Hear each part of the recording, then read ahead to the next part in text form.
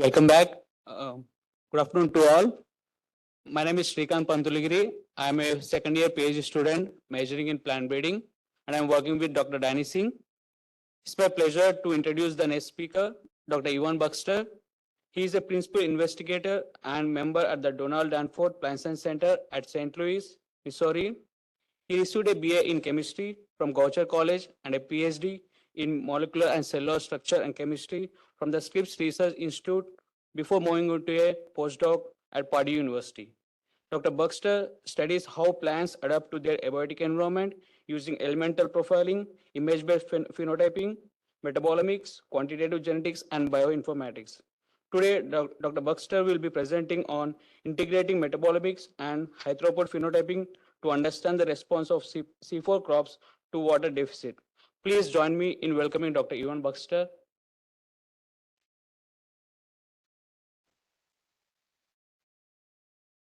Thanks for that lovely introduction, and thanks also for the great invitation to be here. It's, I think, my third time here at Iowa State, and great to see a lot of great colleagues who I've known for many, many years. Not as many years as Don has known all of you clearly, and I also understand that I'm the first speaker after all the food you've ingested, so I'll try and keep this a little snappy as we go to keep the food coma away. And Gustavo's here, thankfully. We were stalling to make sure he could make it after his class. All right. So what I'm going to tell you about today, this is my lab at the Danforth Center, but I'm going to be talking about a large collaborative project that I've been working on with a great group of people for over 10 years. And the motivating question is probably one that's well known to many people in this room, and that is that our agriculture is using 80% of our fresh water, and as the population grows and the climate change, that's not going to be sustainable going forward. So we need to find ways to get our crops to use water more efficiently. And so the group of scientists that I've been a part of, we're now calling ourselves H2OC. It's 8 of us now with a wide range of specialties. We have modelers, we have physiologists, genome engineers, people involved in plant transformation and synthetic biology, and then my lab is the quantitative genetics hub for the project. Before I go on, I do want to say there used to be 9 of us. My colleague Todd Mockler passed away in January last year. Todd was an essential part of this project since its inception in 2012, and he was involved in a lot of the experiments I'm going to be talking about today. And we still miss him both scientifically as a colleague, but more importantly as a friend. Okay, so the central idea of our project is to take an engineering approach to try and improve the water use efficiency of sorghum, which is our target crop. And so we're trying to use this sort of canonical engineering approach of design, build, test, learn, design, move that in a cycle on sorghum. But at the same time, we're going to be leveraging Ceteria viridis, which is a model C4 grass that is closely related to many of our C4 crops. And there's a couple of reasons for this. One is obviously it's a lot easier to work with, and when you're testing out a lot of constructs and you're testing a lot of different designs, working in a model obviously has huge advantages. The other part of this, oops, I'm going to knock this thing right off the stage here. The other part of this is that if we do everything in parallel in these two closely related species, we can identify which mechanisms seem to be similar between the organisms, and that helps us understand which of the things that we're testing in Ceteria will be easy to move into sorghum and which ones we really need to come up with a sorghum specific approach. And in terms of our targets on the project, we're looking at 3 physiological components of water use efficiency. So we're looking at the roots, and how we can change the production and location of roots to take up water. We're looking at optimizing the exchange of water and CO2 through the stomata, so focusing on stomata function. And then we're also focusing on photosynthesis itself and seeing if we can make the photosynthetic process more efficient. And so we have experts in all three of those physiological processes on the project, and they have their own ideas about how to manipulate those traits. And we're working with the genetic engineers to try and test those ideas. But my lab is sort of focused on the idea that of the things that we don't know, and can we use genetics to identify novel candidates and move those into the pipeline and manipulate those for increased water use efficiency. So we've taken a bunch of different genetic approaches, mostly quantitative, some forward genetics, and I'm going to tell you about some of those, the physiological approaches, and then I'm also going to be talking about our efforts to use metabolomics to identify genes involved in the metabolic response to water deficit and water use efficiency. Okay, so underlying all these things is a lot of phenotyping, both molecular, omics-based, or physiological phenotyping. So my lab does a fair amount of elemental profiling. I'm not going to talk about that today. I'm going to tell you about some of the stuff we're doing with metabolomics. And then we have a bunch of phenotyping platforms that we use on the project. Jose Deneni has a what he calls Globot 2, a root phenotyping robot. Andrew Leakey's lab has both an optical tomographer for scanning the leaves to identify and measure stomata, and also a retractable roof greenhouse out in the fields in Illinois to allow us to measure things, test water use efficiency out in the field. And what I'm going to be telling you a fair amount today is our work at the Danforth Center using the Bellwether phenotyping facility. And so this facility has been open over 10 years now. It is a controlled growth system. So we have a large chamber. We can fit over 1,100 plants in the chamber. And they're all in these carts. You saw a little bit of that in Dr. Yang's presentation. They have a very similar system at Nebraska. And each cart can be moved past weighing and watering systems that will allow you to test how much water has been lost from the pot since it was last watered, and then it adds water to a very specific set point. So you know exactly how much water you've added and how much water was lost throughout the course of the plant's growth on the system. And then every day the plants move through an imaging chamber, you get a picture taken, and you can use that for phenotyping. And this system was the inspiration for the development of this open source plant computer vision software platform that several colleagues of mine at the Danforth Center have developed and have been improving over the last 10 years. We actually literally just had a celebration 2 weeks ago celebrating the 10th anniversary of the first commit to the Plant CV GitHub repository. And so that software was what we use to take an image and turn it into traits. And so you can actually extract a whole bunch of different traits from an image. The principle, obviously, it's pretty easy to think about how you can get height. You can also, there's color traits, but the principal one that we use for this study is obviously digital biomass, which we've shown is very highly correlated with actual biomass on the system. So Max Feldman was a postdoc in my lab when the system came online, and he was really working with a bunch of different people to figure out how we would use the system. And this was one of the first experiments that we did. We were looking in Cetaria, our model C4 grass, at a biparental population. And Max looked at height and is able to identify several major effect QTL affecting height in the population, and showing that we could figure out when the alleles were acting and distinguish the time course of their interactions. So we had a couple speakers already sort of hint at this, but you can see the biggest QTL is on chromosome 5.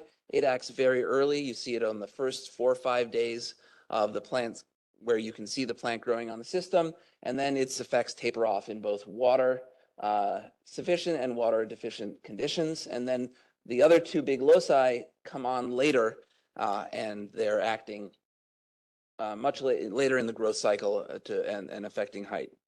And we did see that also in the field in a sort of parallel experiment. Okay, so that was just sort of getting our feet wet, figuring out how we were going to use this, but we were much more interested in using the system to measure water use efficiency. And I know water use efficiency is something a lot of people care about, and of course that means that there's a bunch of different definitions for it. So obviously there's sort of the field level water use efficiency. How much yield did you get for amount of irrigation or rainfall? That's not super easy to use in a genetic context. Then a lot of the physiologists talk about intrinsic water use efficiency, so that's measured on a leaf level, where they're actually looking at CO2 assimilation directly in the leaf and how much stomatal conductance. That's a physiological parameter, but it's also very time of day dependent, and where you measure on the plant can change. And so it's also pretty difficult to do genetics on. So what we were interested in, what we are calling whole plant water use efficiency, or plant-based water use efficiency, is in our system is measured the above ground biomass that we measure with images over the amount of water used by the pot, used for each plant in each pot. So we're tracking every plant individually across the system over the time it's growing on the system using this measurement. And we think that's a good measure of plant biomass. I will say up front, if you're asking about the roots, yeah, we don't measure the roots, but we're just sort of assuming that those the root biomass is scaling fairly linearly along with the above ground biomass. It's really hard to measure roots in pretty much every system, including ours. And so we use this as we think a relatively good approximation. Okay, so this is one of this ratio is one that we're pretty interested in. However, it does have one drawback, and that is because of the way our system is set up, as the larger plants get, the more water they use, the system gives them more water. And so it turns out that these two parameters are actually fairly highly correlated. So this is something Max showed. This is one day, and looking at all of the plants on the system on one day, calculating, and so you can see the amount of biomass we have and the amount of water lost. There's a pretty good correlation, and so we wanted to see if we could remove that from some of our calculations. So Max came up with a measurement that looked at the residual. So this is, again, the well-watered plants, and this is the water-limited plants. And basically, we have a fit, and so we have a value for each line from the fit, but we also have a value for each line of the deviation from that fit. And we're calling that the water use efficiency residual. And when we use those metrics, so then we measured all of those traits together and in our QTL study, and showed that we could identify QTLs for each of the traits, and many of the QTLs overlap. So these are not obviously independent measures. They're very similar, but you do get different sets of QTL depending on whether you're doing the water use efficiency ratio, the fit, or the residual. So we decided that that was a good start, and that there was a lot of we could use this system to do genetics. But of course, if we're interested in identifying genes, as many people in the room know, QTLs are not great for identifying genes. You have lots of genes in your interval. And so we wanted to get more rapidly to genes. And so we switched over to doing genome-wide association studies with diversity panels on the system. And a bunch of labs have collaborated to build a nice diversity panel for Soteria. And we ran multiple experiments on the bellwether using that diversity panel. And then Todd Mockler's lab was focused on sorghum, and they ran multiple experiments on the bellwether. So a very similar system for the two species, using diversity panels in sorghum. And over the last couple of years, Colin in my lab and Prashant in my lab have been trying to pull all this data together to identify loci and prioritize loci for water use efficiency across these two species. And so we've done a lot of these experiments. They were not all done on the exact same populations, and it's as hard as we can in this controlled environment. There are a lot of experiment-to-experiment variability, and so it's actually hard to build models to bring together all of your traits into a single model before you start doing your mapping. And so our solution is to simply take each trait on each day as an individual trait and do the mapping. The problem there is, of course, you all of a sudden get lots and lots of traits that you have GWAS for, and you need to find ways to sort through that and identify the most interesting loci. So this is just one experiment in sorghum, and you can see we do find significant loci for some of our traits, but the signal isn't that strong. And so what we wanted to do was find a way to bring together all these GWAS for individual traits into a single prioritized mapping experiment. And for that, we switched to a program called MASH, which is a Bayesian approach to integrating data. And it gets around the fact that you may have different populations, different combinations of lines in your experiments, and just takes the output of your GWAS in terms of its effect size and error. And that's what goes into MASH. It's a fairly complicated Bayesian approach, which I can barely understand every time that Prashant explains it to me, so I'm not going to try and explain it to you. The basic idea is that you build a background model based on markers that are not significant, and then use that as to fit along with the markers that are significant in each trait, and you end up with an effect size in each condition and then a Bayesian significance score. And so the results look very similar to a GWAS, regular GWAS. So this is, instead of a Manhattan plot, we call these Mash-Hattan plots. And this is just showing you the significant SNPs by the Bayesian criteria for the 5 traits that we were focused on across all the species in sorghum and Ceteria. And you can see we get a bunch of loci that are considered significant by this approach. And so that was a good start for us. But fundamentally, we're most interested in figuring out which of these mechanisms is conserved in both sorghum and Ceteria. And so we combine them using synteny.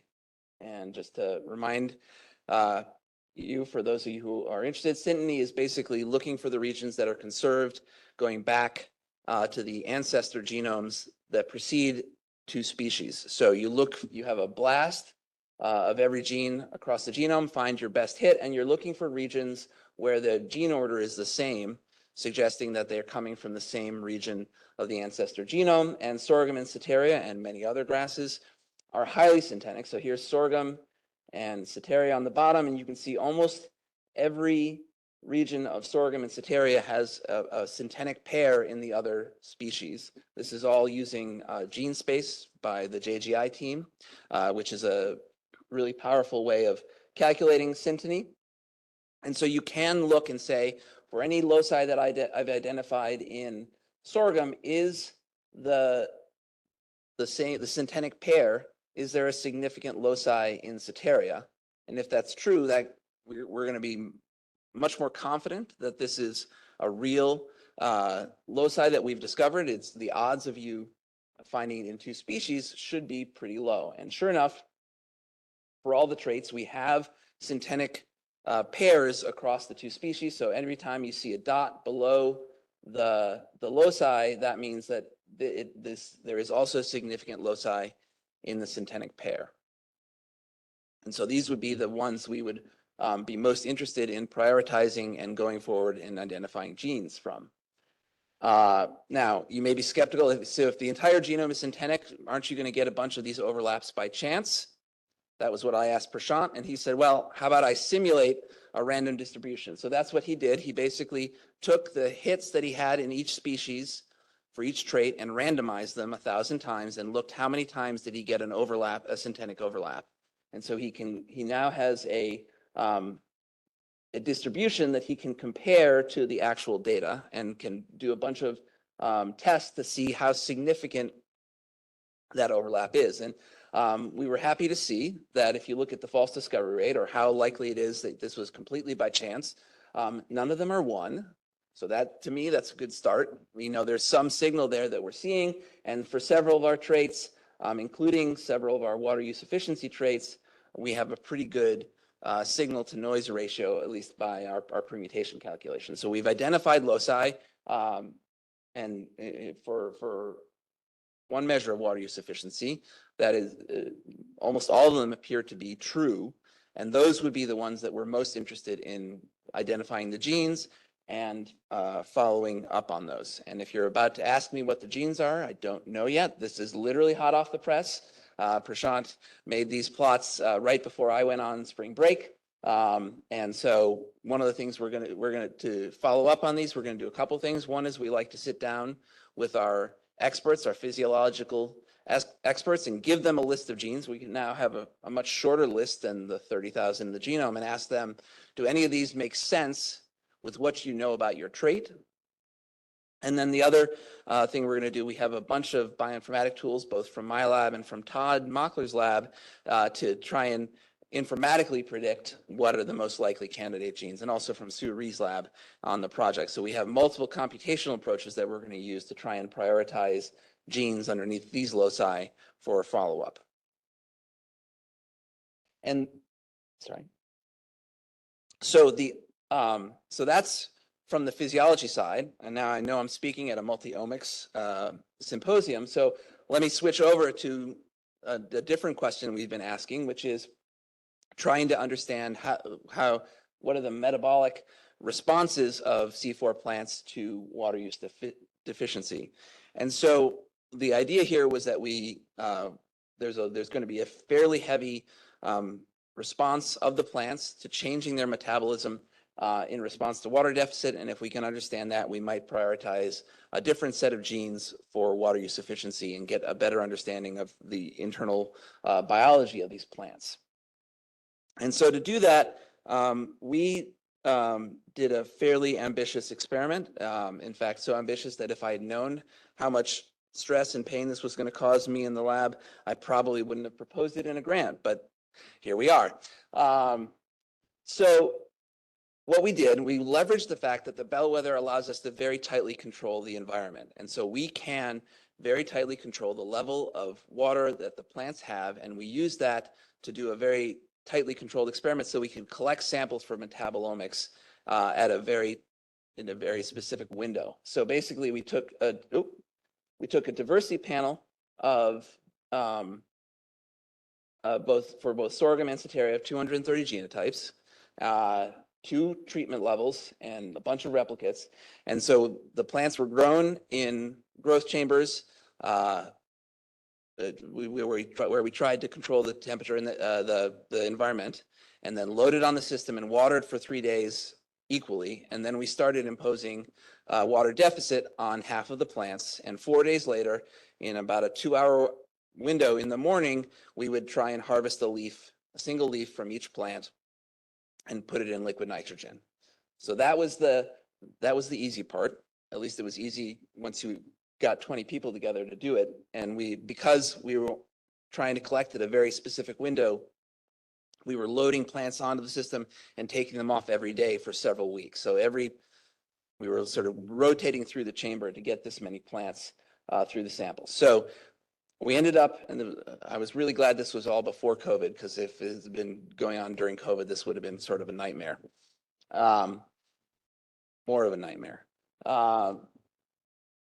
So that left us with 3,800 samples in the freezer, and we ground them all, and each one was aliquoted to do 2 different types of untargeted metabolomics.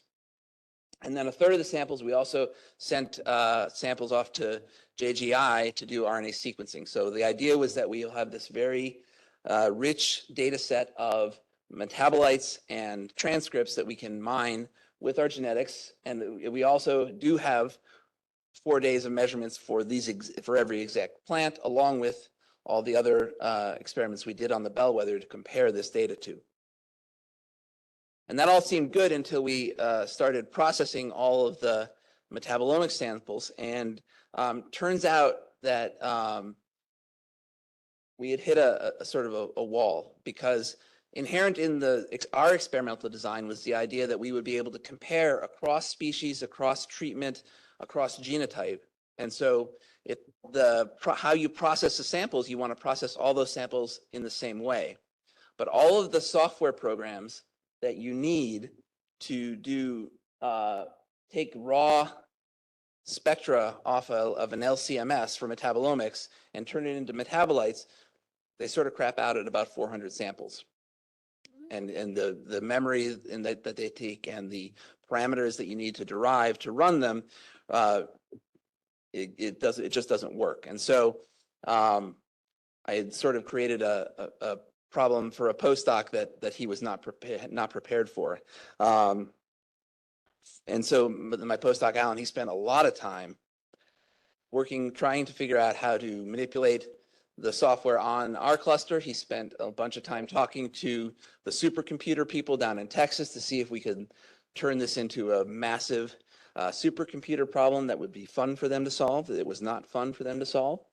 And then COVID hit, and Alan was now alone in his apartment trying to bang his head against the wall. And he did what every person should do when you're that frustrated. He went for a bike ride.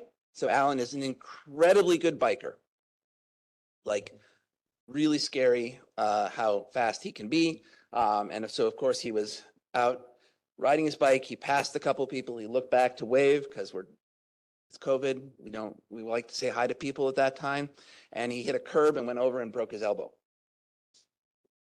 So Alan is sitting there that night. His arm is in a sling. He is hopped up on painkillers and contemplating trying to do bioinformatics one-handed for the next 6 weeks. And he had an idea of how to make it simpler so that he could code it up with one hand. This is not an advertisement for doing your science while high. However, when he was a little more, came down off the pain meds, he actually tried coding up that solution, and it seemed to have a lot of promise, but created 2 or 3 other problems. But he sort of just kept attacking that problem. And so and he kept solving problems, and all of a sudden we had a software suite that seemed to have a lot of promise for processing large amounts of untargeted metabolomics data. And so for the last few years, Alan has worked with a couple of really good computational biologists, and they have kept on working on this software suite, and it actually seems to work pretty well. So we now have a set of tools that can process 3,800 samples in about 4 or 5 hours, and it seems to work much better than the conventional tools already. So this is sort of just to give you a sense. So Metabolify is what we're calling the software. We're working with people at the Danforth Center to turn that into a company. Here is this is actually a 900 samples public data set from the Broad Institute, and the commercial software they used, this is one metabolite. This is one metabolite. The commercial software thinks it's probably 2 metabolites across those 900 samples. And so there's a lot of scatter in both the LC dimension and in the mass dimension. And that's one of the reasons that it's very hard to do these large untargeted experiments for genetics, because it's really hard to know that you have the same feature across all the different spectra. So our software does a really good job of looking for fundamental physical and chemical parameters across the experiment, and then using that to align the spectra in one go, and then it can slice it up and move through that. So it works really well since we're in a plant breeding audience. The easiest way to tell you that it works very well is that the metabolites are way more heritable.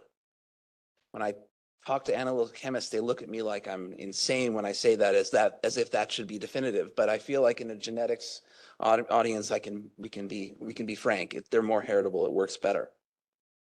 Okay, but all we're really getting from these is a mass feature, right? So this is untargeted metabolomics. We don't have standards for everything in there. All we get is a mass, or a mass to charge specifically, and a retention time. And we can know that we have some sort of mass feature. That could be a metabolite. It could be a fragment of metabolite that has gotten split apart in the sample processing, or it could be an artifact. You don't know, and you can't tell de novo just from any software whether a mass feature is real. And so people spend a ton of time trying to develop standards and follow up on these types of things.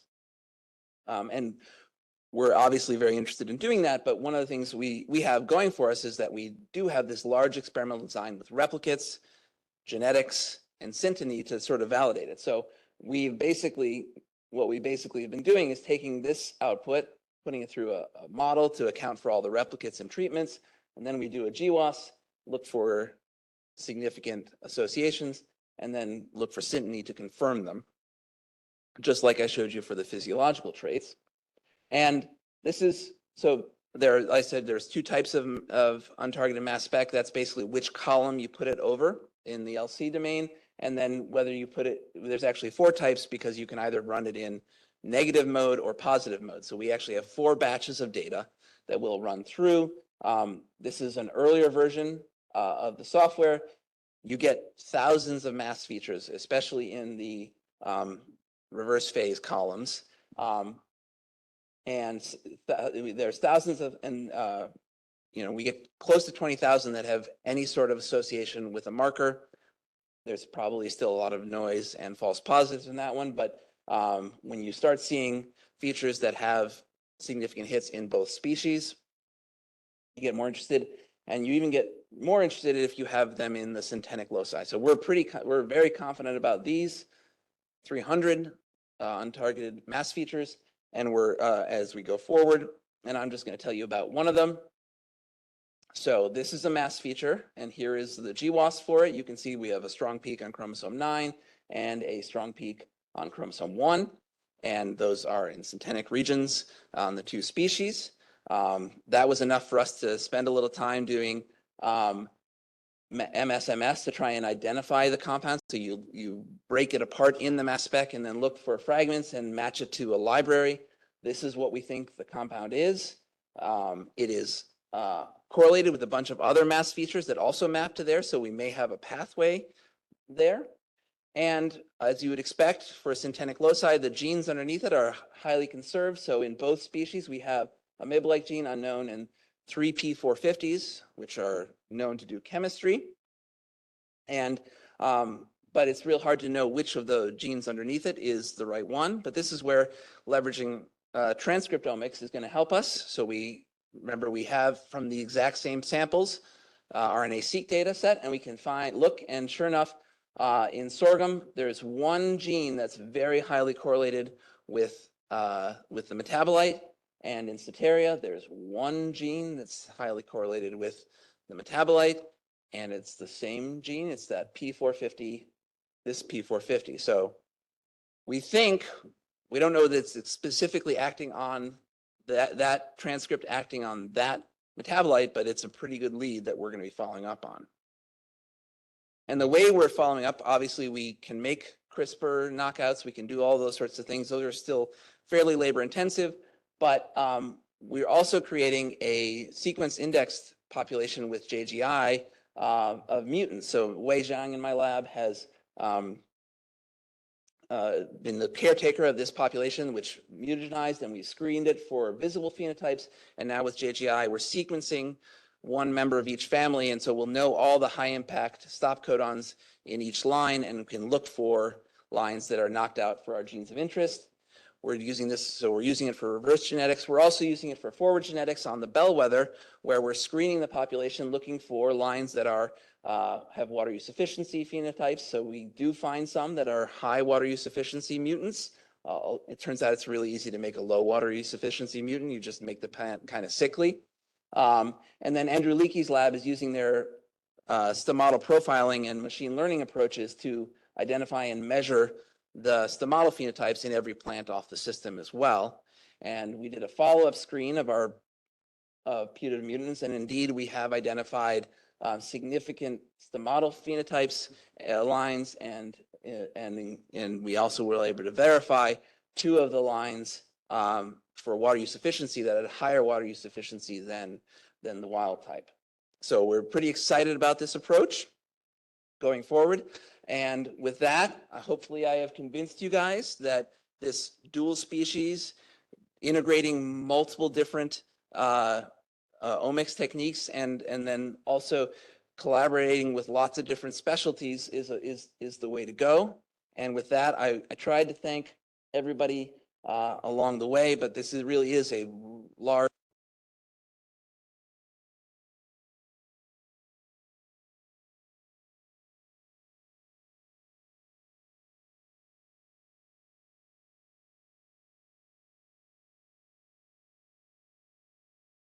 Thank you, Ivan, for presenting the presentation. It's now questions.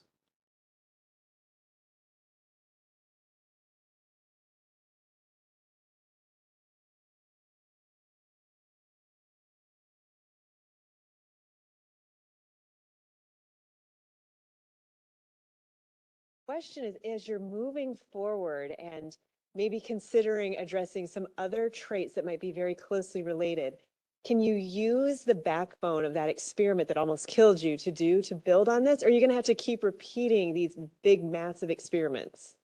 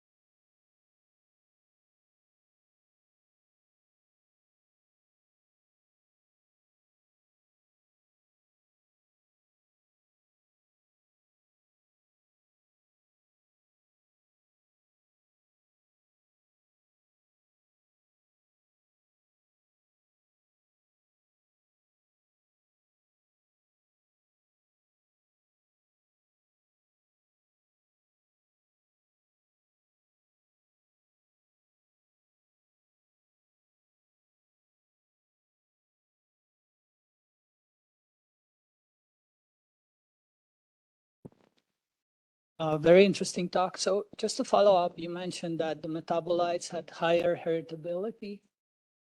What does that mean? Traditionally, metabolites tend to be very low heritable. What do you mean by higher heritability? So we've done it a couple different ways. So we pulled out, we did a preliminary experiment with 48 samples in us.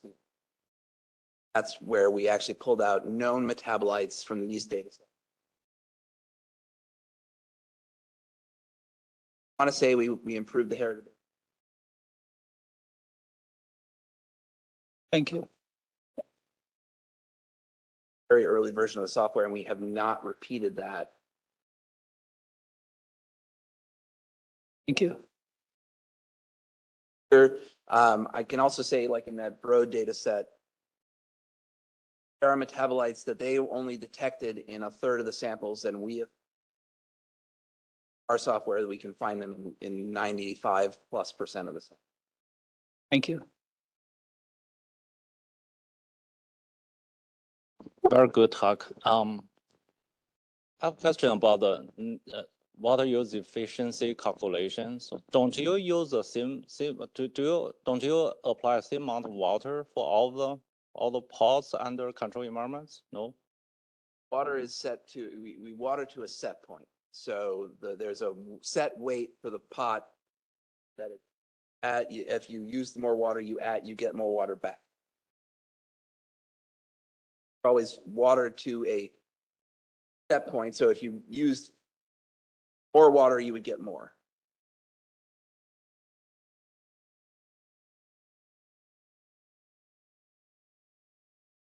We have one question from online. I will just read it to you. Hello, Dr. Baxter. Thank you for the presentation. I'm particularly interested in the synteny approach. Do you know when it might have gone too far? In that, how many species, like including corn in your current study, would it add more power or no? Can we include before synteny loses its power? Wow, that's a good question. So I have data from multiple species that are synthetic. Always, I mean, you're always going to be limited, obviously, to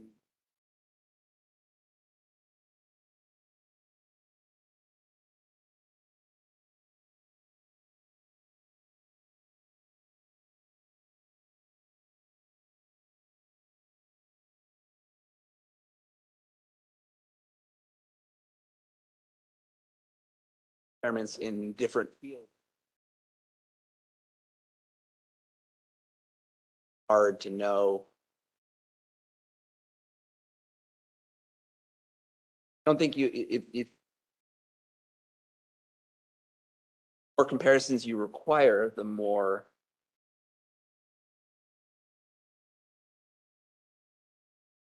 certainly imagine you would find things.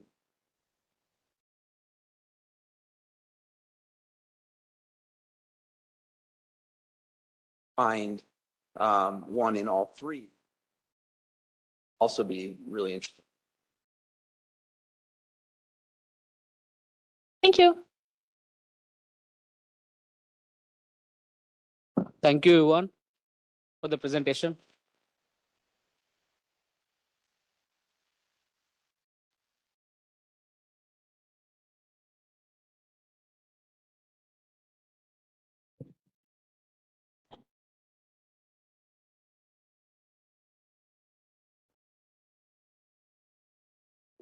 Our next speaker will be introduced by Thomas Young.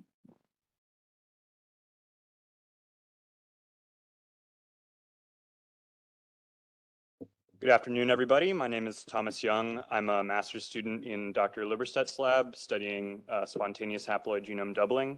Today, I have the pleasure of introducing Associate Professor Claire Castile from Cornell University.